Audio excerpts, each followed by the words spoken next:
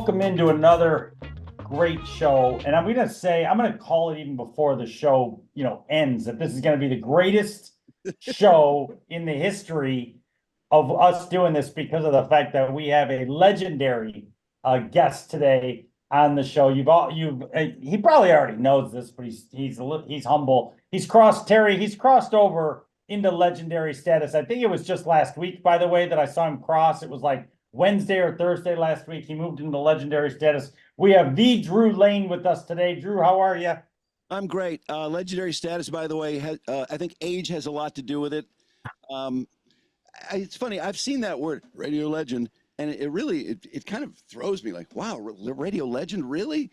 But I think you go through a period in your career where you're doing really well, and then people start to try and tear you down. Oh, he's phoning it in or whatever. And then I think as you get older, people just, for some reason, they just add to your legacy or whatever it is because you're still doing it. Well, I don't think it's because of age. I think it's your ability, my opinion, and I've always appreciated this listening to you over the years. Your inquisitive nature, your curiosity, your somewhat of a genius in the way that you're able to not only pull off a great show, but to create an entertaining and informational show that people just connect with. I don't like to use the term cult in a bad way, but in a good way. You've over the years created a cult following. And you got to be just extremely proud of having this top podcast now in the country. I am. I'm really, it's funny. I'm very proud of the radio show, but sometimes I feel like I'm more proud of the podcast because it just came out of nowhere. When we started, it seemed like, when is it on? How do I get it? And people really didn't know what a podcast was. And thankfully, the industry has really picked up, dramatically, especially from 2016 to 2020. And the pandemic was huge for podcasting. Now it's just an established part of people's lives. And I'm really pleased that we took that chance and said, I could go work in radio again, but radio was, I didn't like to admit it, but radio was falling in 2014, 15, 16. It really was. The numbers were just drifting downward. And I thought, radio's overcome everything. It'll surely overcome all this. And it hasn't. And so, while podcasting is going up, radio is still coming down, and I think we're probably going to meet in the middle and pass radio, and I'm glad we're on that side now. And I'm glad we've built an audience and that our audience has gone to the trouble to type our name, and it's so easy to turn on the radio and boom, you're going to get audience, no matter what frequency you're on. But podcasting, they have to come to you. They have to want it. And they do. Yeah, well, and one of the folks, good segue, that takes the trouble every day to type it in. My co-host today, Terry Brown, Hall Financial's digital marketing expert and a loyal supporter of the show. Terry, I'm going to let you throw out the first question today. We got a list of great questions for Drew. We're going to take him to task today. I wanted to tell him that. I don't know if he's nervous. No softball questions. Come on.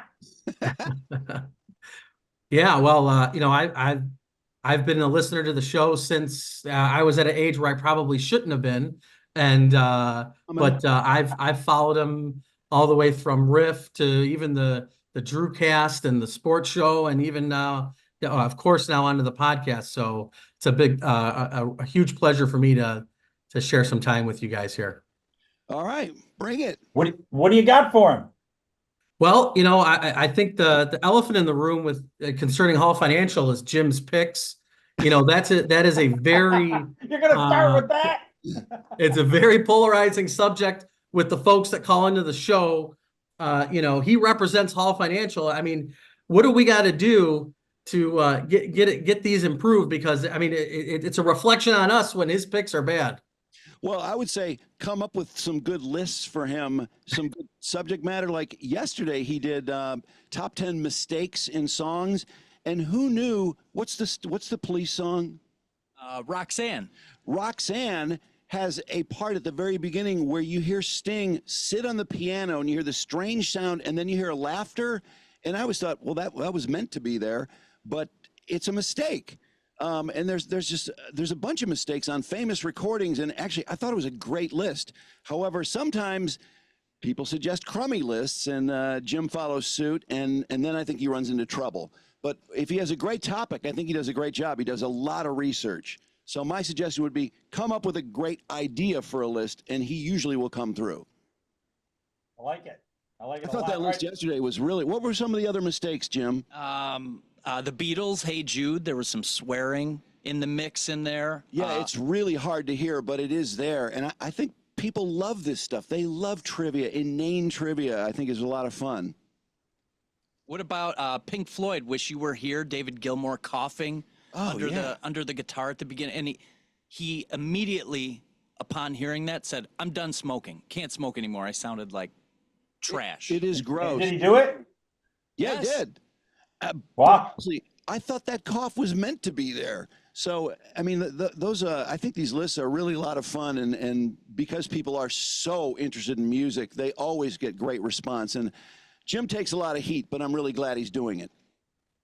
Drew, I got a baseball question for you. I want to go baseball. You played baseball in college at Virginia Tech. A lot of people know that. And as a kid, I played baseball, loved it, didn't play in college, but played pretty competitively. And I'm finding I'm not connecting to the game anymore. And you still are connected to the game. I know you follow it, and I try to, but I don't know what the difference is for me. How is baseball going to become more relevant again? I feel like when I was a kid, baseball was what football is now. What are your thoughts on the game in general as a former player and an avid fan? Okay, I think that speeding up the game was great. They now have a pitch clock, and it does. The game moves. When you go to the park, you're there for 2 hours and 40 minutes, 2 hours and 30 minutes. I think it's a big improvement. However, I don't think there's enough batted balls. There's too many strikeouts. There's too many walks. It's just, I never thought I'd say this, but it's just too slow, and there's not quite enough action. I think pitching has possibly become too dominant, but I noticed it. I was at the game last night, and I just felt like, God, there's hardly any batted balls. I feel like I'm never looking at the fielders. It's just always, 3 balls, 2 strikes, foul balls, strikeouts. There were a lot of strikeouts last night. And there's something to be said for that sort of game, but I just feel like there's too much of it. The game needs to move a little bit. And maybe they need to lower the pitcher's mound. Just a thought. More hit I totally agree. I feel the same way about men's tennis that I do about baseball. It's just serving and pitching and serving and I like rallies. I'll watch women's tennis over men's tennis. There's more action, and now I'm finding that I'm watching other sports instead of baseball because I'm with you. There's not enough action. Yeah, I do love it at the end of the season when you get the 2 best teams. I don't really care if it's a low-scoring game or a high-scoring game. Watching people who are that great, that as far as pitching and hitting, it's really still a great game to me. But it does have issues. I agree with you. I want to ask you a question because you played golf at Michigan. I played baseball at Virginia Tech, and I never thought I would see the day. And today is the day that it has been ruled that teams can pay their players up to $20 million a year, which sounds like a lot of money. But they put the amounts up of the top teams. Ohio State makes $251 million. Michigan makes $214 million. There's a couple others around there. Why is it limited to $20 million? That jumped out at me right away. But first of all, are you shocked that we've come to this point? Shocked. I'm shocked. And I've always been on the fence on this issue because I can certainly understand paying players.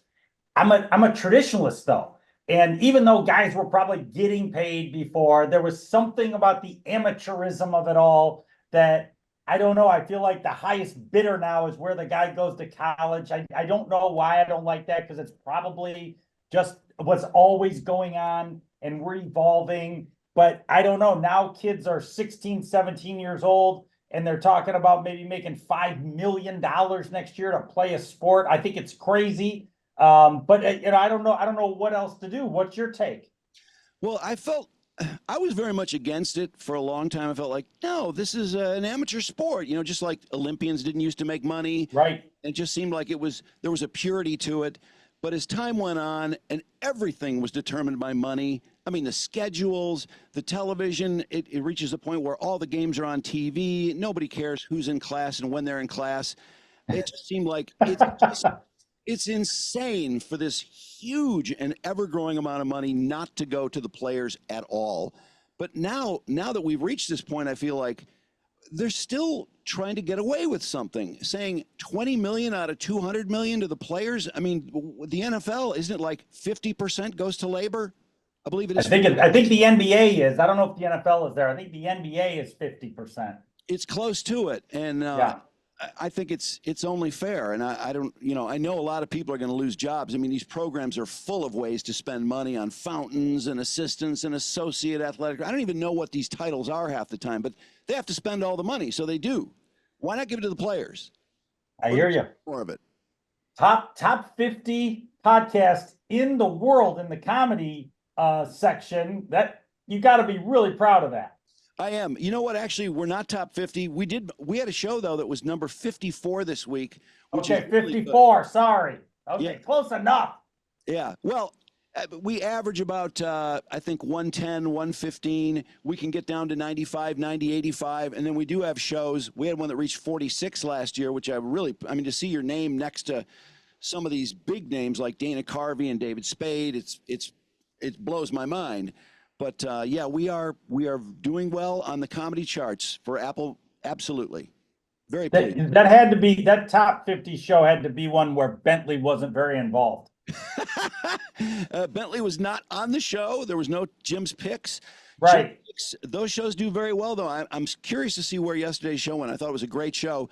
The show that was 46 was when the Lions were just hitting their zenith. I think that was their first playoff win or something like that. The Lions, it's unbelievable the commerce the Lions do. I don't know if Hall Financial connects itself to the Lions in any way, but it's only good now with the Lions, where it used to be kind of an embarrassing thing, or you just did it because you knew people love football. Now the Lions are just such a bonus to be associated with.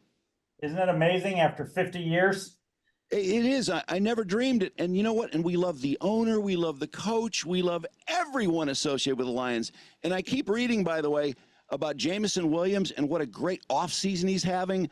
I don't know about you, but I'm still going, but he only caught 25 balls last year. I know. You keep telling us he's going to be so good. And I'm hoping that, I mean, I'm going with it. I'm like, great. I hope he catches 70 this year, but I don't know why we're always giving him the benefit of the doubt. I guess because he's on the Lions and we love the Lions now.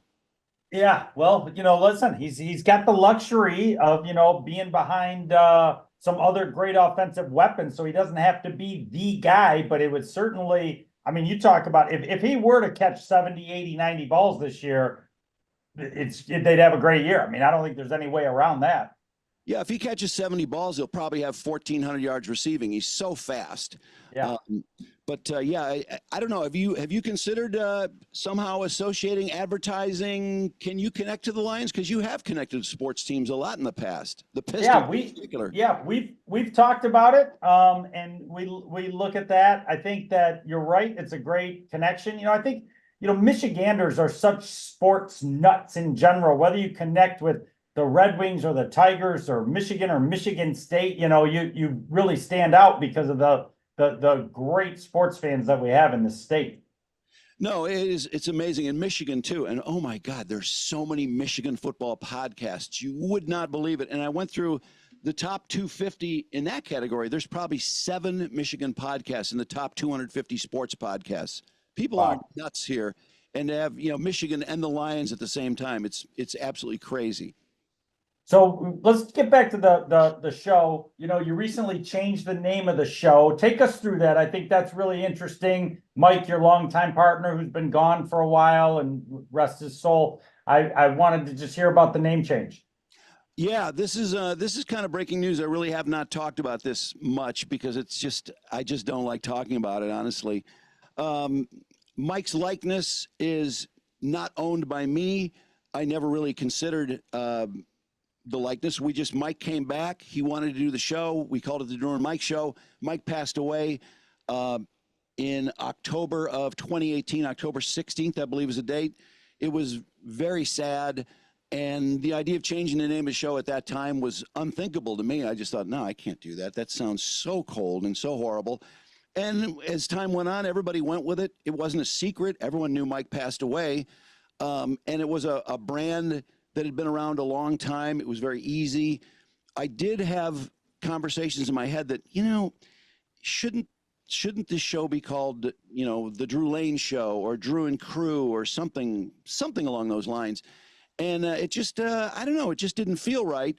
But then I was nudged rather hardly by an attorney who said that, suggested that that we were benefiting from the use of Mike's name and likeness. And so that made it very easy, and we changed the name very quickly. And honestly, I like it now. I like it being called the Drew Lane Show. It's like, well, it is. He's not on the show, and he's not here, so it feels like it is time to do it. I hated the way it happened, and I didn't want to get in an argument. That was not going to do. I was not going to say, no, I know what Mike wants. I really, in my heart, feel that Mike would have been delighted to have his name on the show and to play clips on his birthday or on his death day or that sort of thing, which we did. Now we don't really play anything with Mike on it. We don't play anything from WRIF.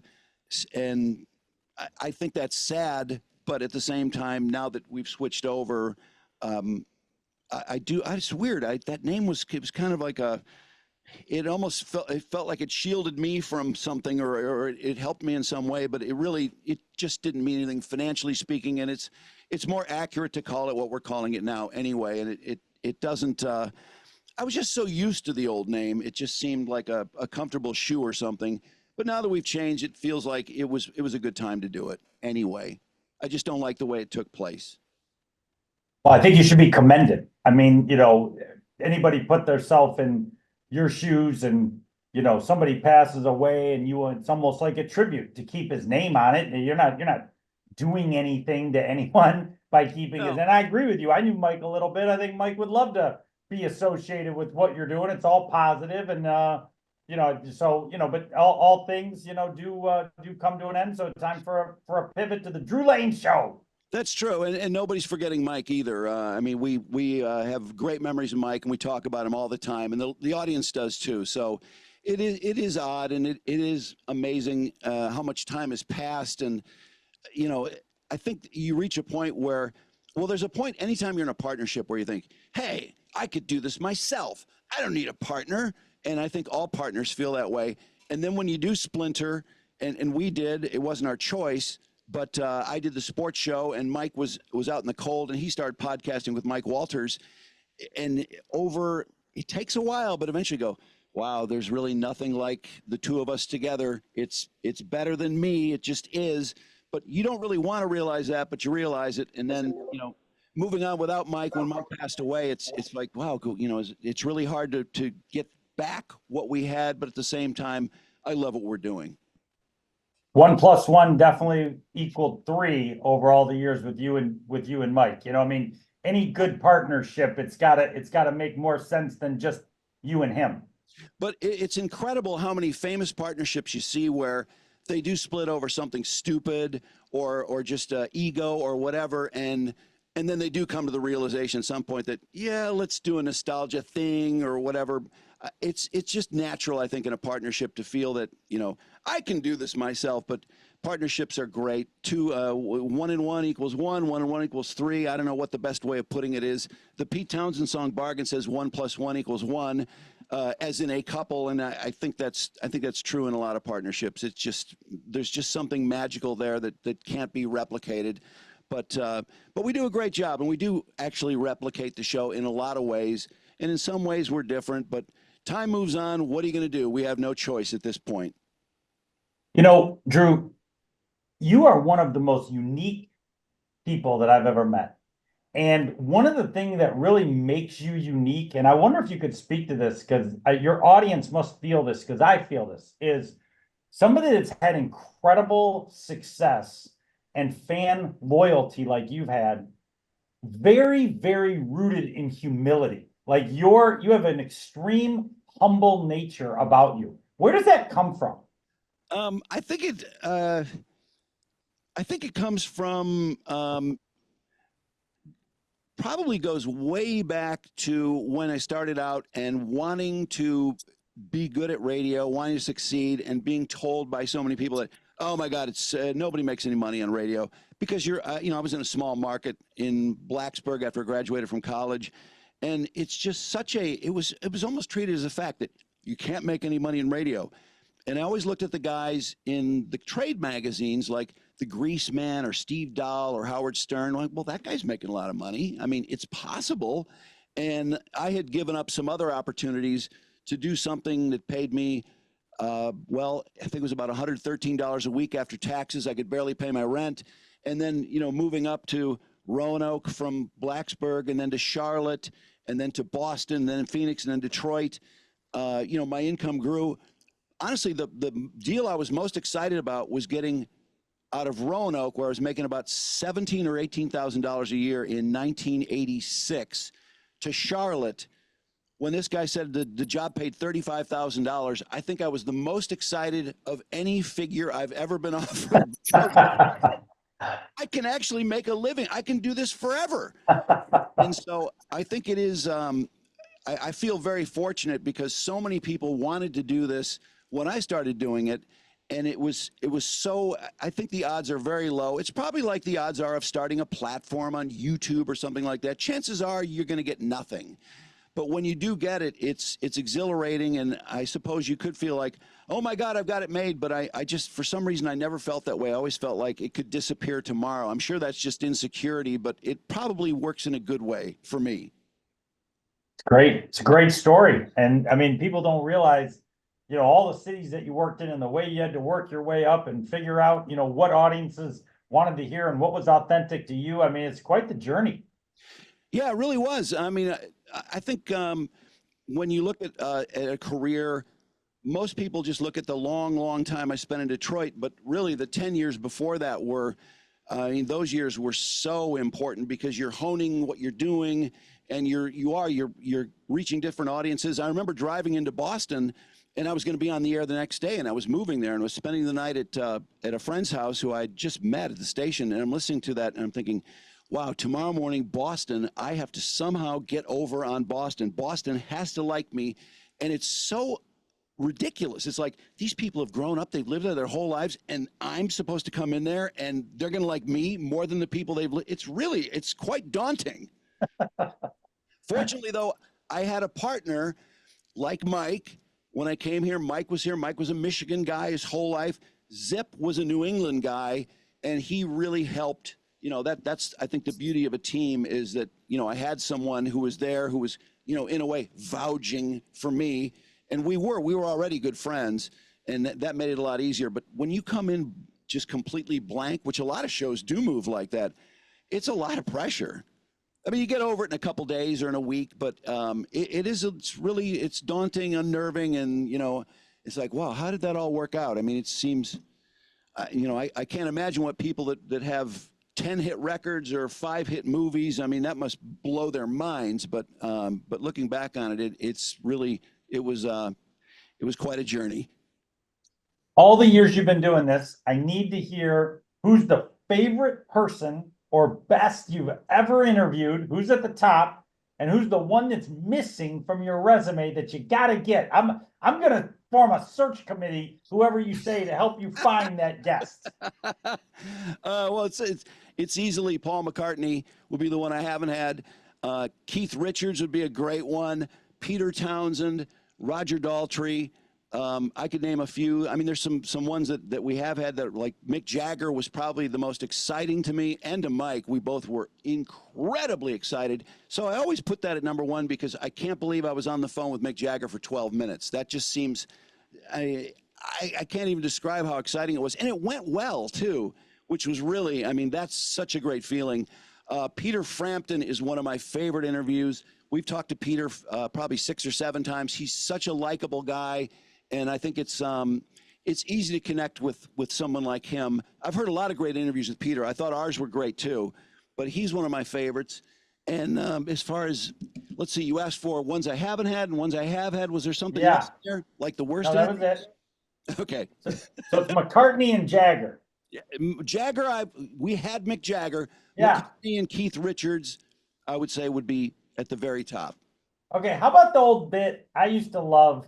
I don't know if it was just me or if it was super popular. When you guys used to call the NFL hotel rooms looking for Favre blows, Yes. Take me on the inside of some of that stuff. And were you really waking these guys up at 6 a.m? What was going on with this? Yeah, that was absolutely real. Favre blows, we would call donut shops, and we would attach blows to the last name of the quarterback. Favre blows, Cousins blows, whatever it was. And people would page them at the donut shop. And we did that so many times that we actually called donut shops we had already done this to, who would say, "Oh, no, I know who you are." And then as far as the hotel rooms, it's usually made very plain as to where teams are staying. You know, they're staying at this hotel in Miami for the Super Bowl. And so we would just do whatever we could to get into the rooms, whether it was asking for room 120 or 410 or whatever. And then we started asking for them by name. And occasionally, if you called early enough, they'll just ring you through. Other times, we would mispronounce names to sound like, Brett Favre or something like that. And then I think that it drops the suspicion level. Then sometimes they'd say, "Oh, no, we can't." We'd say, "Oh, we have a package for him. It's very important. I have to talk to him or else I can't deliver the package." And they'd say, then they would start getting nervous, like, "Oh my God, the Super Bowl is going to be destroyed because this guy can get a package and they might ring us through." But I mean, the weaseling and the BS was insane. I don't know. I feel like something inhabits me when I want to get to someone and I know they're just a click away, and something would just formulate in my head. Okay, I've got a package for him. I think it's a playbook or so. What's a playbook? I think it's something called a playbook, and people would just go, "Oh my God, I guess I better ring this through." And so yeah, we woke up a lot of people from a lot of teams. Never the day before the Super Bowl, but maybe 3 or 4 days before the Super Bowl. And a lot of good things happen when people just pick up the phone. It's different than when you set up an interview. When it's an interview, they'll give you just the most boring clips, and they'll just I think they just go into that interview mode. But when they pick up the phone and they're lying in bed, some really funny stuff can happen. Yeah, the John Madden pickup was legendary. I don't know that one. What was that one? Well, Jim can probably play it for us. He said he was in a meeting, and then he also said he was sleeping once, and he said he was in a meeting the other time. But just hearing his voice, that's the other fun part. Yeah. You got that one, Jim? Does he have it?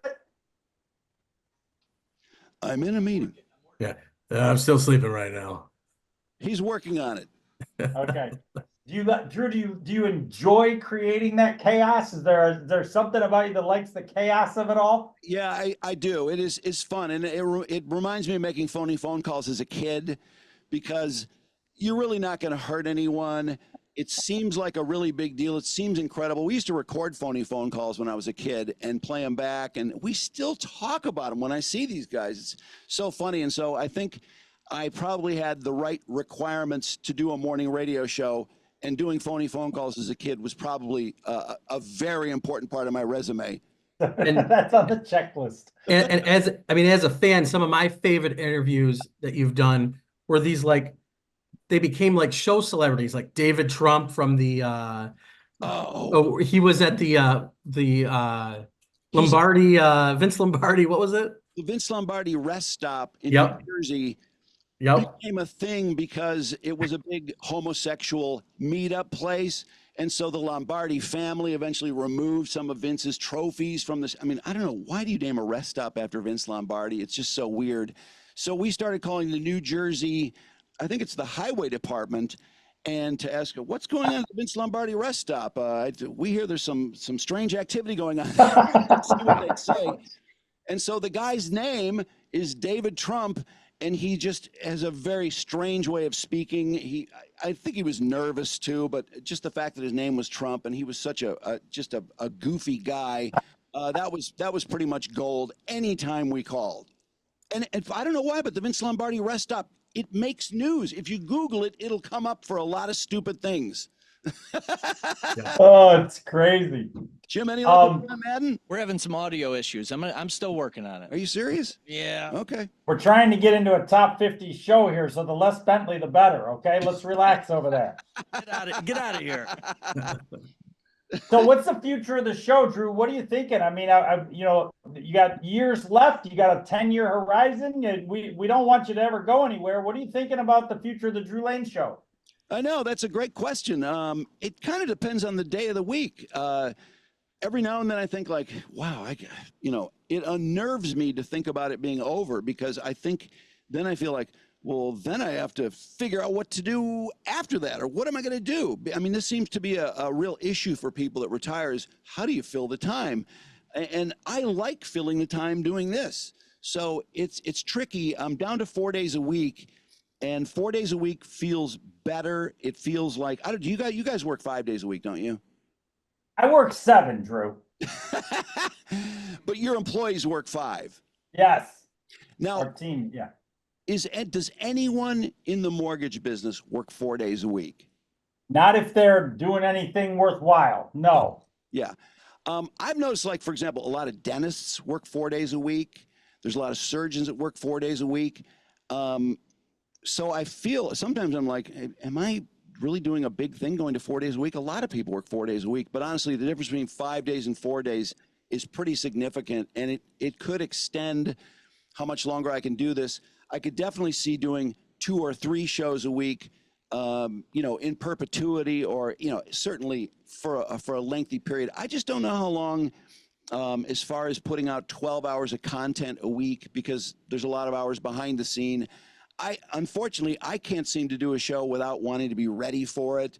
I know a lot of guys just wing it and hey, just a couple hours. What's the big deal? But I like to have an idea where it's going. I'm probably just a control freak, but it takes up a lot of time to do even 4 days a week. But 4 is really a lot easier than 5. Well, it begs the question, what are you filling your time with that other day a week? Are you at the park? Are you feeding the animals? Are you at the zoo? Are you shuffling around complaining about the government full time? What are you doing? You know what? I just got my hip replaced, so I'm walking. I'm watching the Tigers. I'm watching baseball. I'm watching movies. I'm doing a lot of things actually that probably help prepare me for the show. I'm probably doing more prep with that extra day. No, I'm really just amusing myself. I just, I love movies. I love concerts. I went to Chicago to see Devo 2 weeks ago. Got some shows coming up this summer I want to see. Really nothing dramatic with the extra day. It's just not waking up and not having the pressure to do a show. And I know last week I woke up on that day and I was like, I don't think I could do a show today. I know I could have, but I just felt like I'm really glad I'm off today, and I just fluffing off. But most people that retire, they have a plan or they have a hobby, and maybe this is becoming my hobby, and maybe it'll continue that way for a while. It's hard to say. Part of it is wanting it to be good. I just don't want to put out a half-ass product. What's on your show list this summer? As far as concerts, Yeah. well, Fred Durst and Corey Feldman is one I'm looking at because Corey Feldman is fascinating for all the wrong reasons.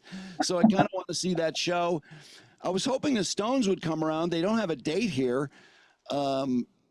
Let's see, what else is on the list? There's a Steve Winwood Doobie Brothers show. That sounds like a great show. Steve Winwood and the Doobie Brothers. Yeah. Oh. Yeah.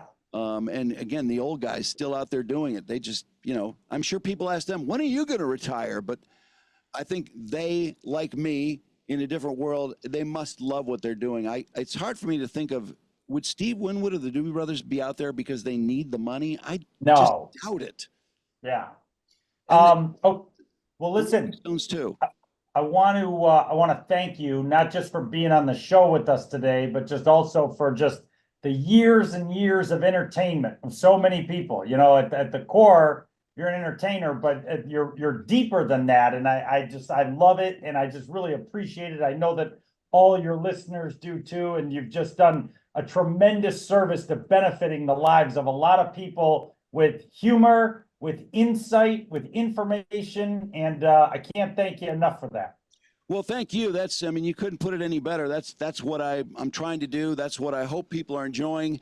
And you guys have been great for us. Hall Financial has been with us for a long, long time, and we can't make it without advertisers. It's a game changer. We couldn't employ 4 people. If I couldn't employ 4 people, I couldn't put out a great show.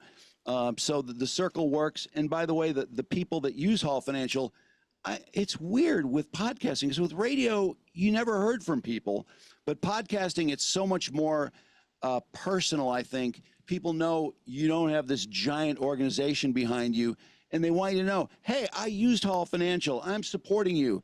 And you must have, I don't know if it's your training or your hiring, one or the other. You have very detail-oriented people. They seem to do a great job. Everyone that responds just talks about how detailed and how quickly your people get back to them. Do you have a big training program, or do you just hire good people? We just threaten them. We just threaten them. No, we have great training. We hire great people. We want to be the best of the best. And so not everybody can work at Hall Financial. And that's my job to make sure that the roster at Hall Financial is top shelf. And so we're really proud of what we've done. I appreciate those nice words. And yeah, we take what we do very seriously. And I always tell our people, we're not in the mortgage business. We're in the client service business. We just happen to be doing mortgages. And I think that's a really important distinction. Yeah, no, that is. But honestly, people have said, I clicked the link and someone called me back in 1 minute and 30 seconds. That's amazing. I mean, somebody is really watching what's going on over there. And there's a lot of other stories just like it. In fact, you were looking for people. Are you still looking for people? Yeah, we're hiring right now and we're training them internally. Yeah, and being responsive is at the top of the list. You got to be very responsive. It's a fast moving world. People will go to the next guy on the list if you don't get back to them. Yeah, and the business, where are we at with interest rates? Well, right, they've actually been coming down a little bit. We're locking most people in the 6s right now. We've kind of gotten into the high 5s a little bit, but generally rates have been in the high 6s, depending on the circumstance. So they're coming down. I think as we get closer to the election and the end of the year, I think a few factors may cause the Fed to lower, which would be the beginning of, rates potentially coming down. So we've got some good news ahead for a lot of homeowners. Well, low rates are great for everyone, so I hope they happen, and especially for you guys, because I know you work hard, and hope you get some good new people, too. And I asked Jim, I said, do you have to have a college degree to apply for that? And I guess the answer is no, but you're looking for people with experience in the industry. Yeah, or if they don't have experience, we'll train them. So it just really is about having the right mindset. It's just like probably what you've looked for over the years. The right attitude, the right work ethic, the right mindset. That's more important for us than anything. Hungry people. I feel the same way. I mean, I would love to have somebody, hey, I'm not really hiring, but I would love to have somebody. I have a picture in my mind of this 24-year-old male or female who loves video and loves editing and loves all those tech things that I'm not good at. And I feel like, if you have that hungry person, the sky is the limit is what you can do with them. 100%. You got it. All right, Drew, listen, thanks for spending some time with us today. We love the show. Maybe if we have you on again in the coming months, before it gets too late, we'll get a Lions prediction and we'll get a Tigers prediction for later this year. So I'm going to hold you to another show in a couple months when I check in with you. I'll be ready. Okay? Jim, can we play you out with those 2 Madden phone calls? Let's do it. Yeah. I finally fixed it. Good. Heads up. Oh, boy. Hello. John? Yeah. Hey, it's Drew and Mike calling on WRIF Radio. How you doing this morning? No, I'm still sleeping. Oh, John. I'm sorry. Just Can we for a call second. back? John? John? That's John doing that. Recognizable voice of Mr. John. So you hung up? What in the hell? Who knows? John? Don't you picture him sitting there like this? Yes. Being a jerk. But John? John? That was him. What the hell happened? Hello. John. Yeah. Hey, it's Drew and Mike calling on WRIF Radio. Yeah, I'm in a meeting right now, so I can't talk to you. I'm sorry. yeah. I'm sorry. Oh, Well, I John. think we might have woke you up the other day, and we Yeah, you did. apologize for that. Okay. we're sorry about that. We love you, John. Thank you. Congrats on the Hall of Fame thing, by the way. Thank you very much. And we'll look forward to hearing you on Sunday night. Okay, great. Thanks a Thanks, lot. John. All right, John. He was hitting the digits on the phone. You heard him hang up after that. What the hell? I got to hand it to him. Miss you, John. Oh, this is good stuff. Yep. There's always. All right, Hey, we'll talk next time, and I'll be ready. Drew, thank you. Thanks for everything you've done. Thanks for being with us. Thanks for everything with Hall Financial, and thanks for the podcast. It's awesome. Thank you. Thank you, All Financial. Thank you. See you.